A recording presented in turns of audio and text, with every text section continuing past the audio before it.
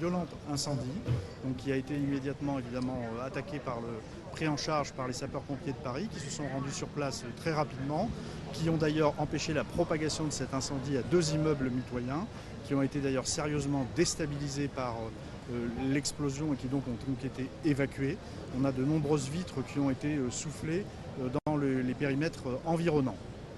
Au moment où on se parle, je dis bien au moment où on se parle, ça n'est qu'un bilan provisoire. Nous avons donc 7 victimes qui sont en urgence absolue et nous avons 9 victimes qui sont en urgence relative.